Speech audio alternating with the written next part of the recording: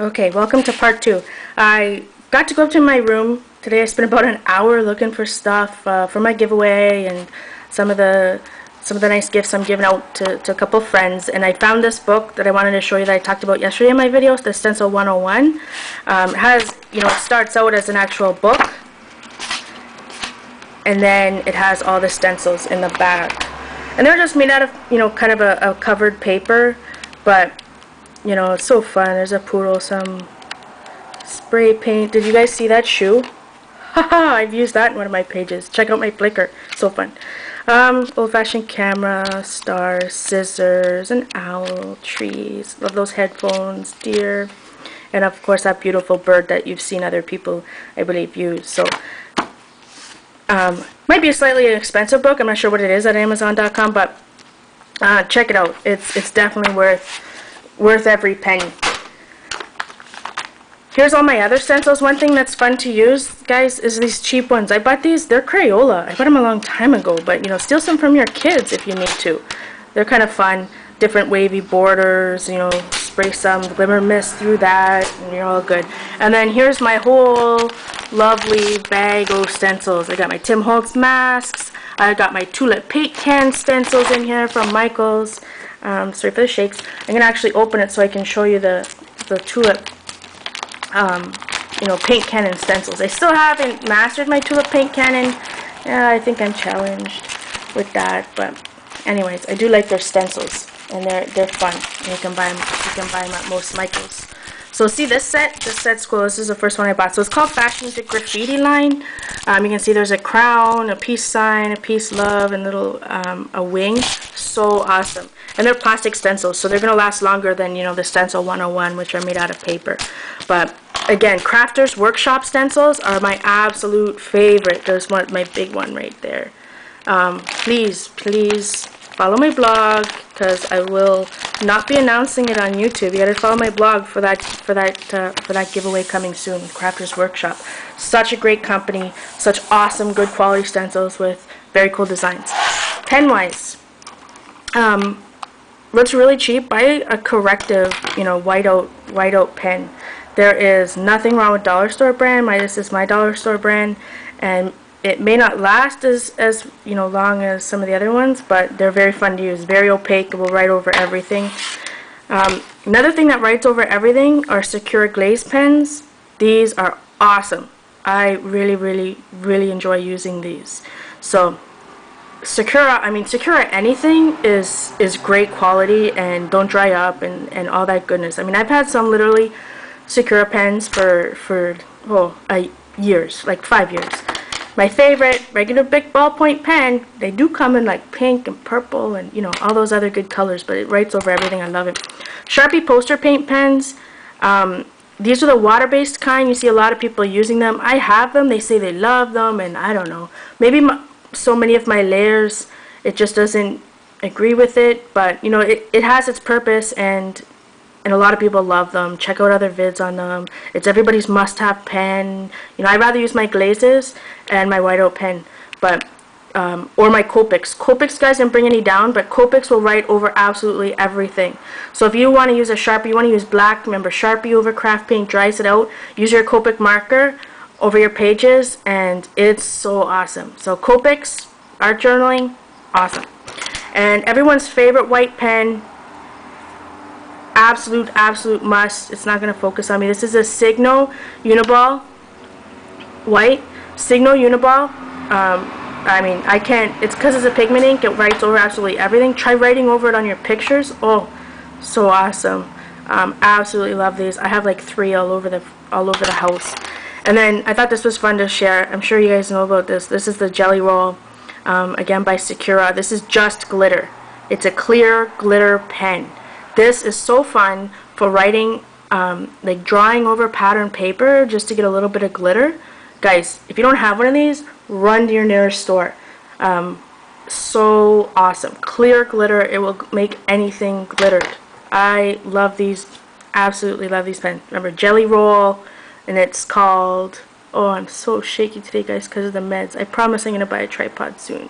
As soon as I can weasel the man to go downtown and get me one. I got some old Making Memories foam stamps. If you guys find these, they're still around, but any foam stamps, right? Michael's, Joann's, everybody sells a whole bunch, but they are very fun to use in your art journal, as well as your scrapbooking mini books. And these are old Hero Arts.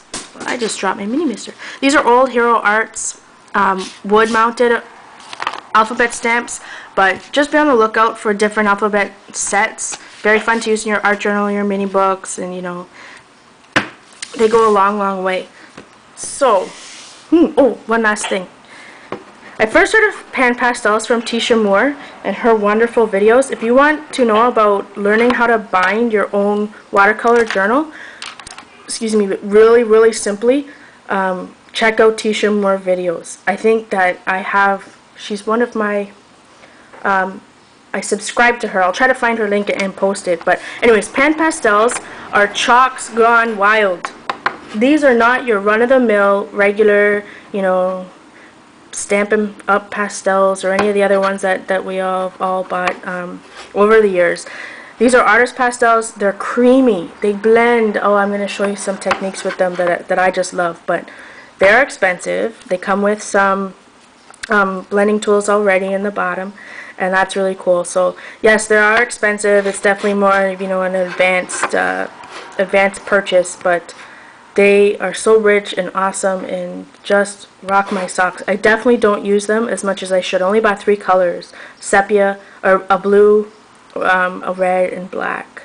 But again, so fun. And that's what I wanted to do, guys. I wanted to show you, you know, what you can have. The expensive stuff, you can buy the cheap stuff. You know, it's all what you can afford, and maybe you don't know if you're gonna like art journaling or using these paints, then buy these little the Reeves multi-pack sets. It's all kind of the look you want to go for. You can buy all these separately if you just want to try one out. You know, you can use nothing but craft paint in your journal. It's all up to you. That's what art journaling is all about, is using the stuff you already have.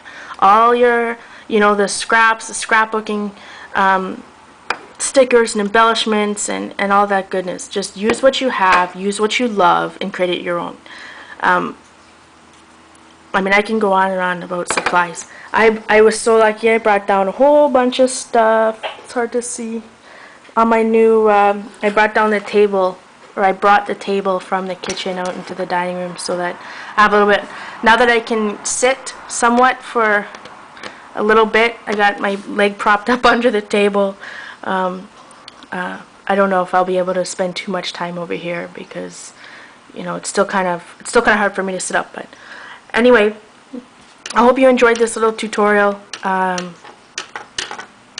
It's, again, guys, it's all what appeals to you, what you can afford, and what you think you're going to use. Maybe you won't like watercolors. Maybe you don't like golden glazes. You know, maybe, oh, I forgot ink pads. I cannot live without my Memories white dye ink pad. Buy the pad, buy the re-inker.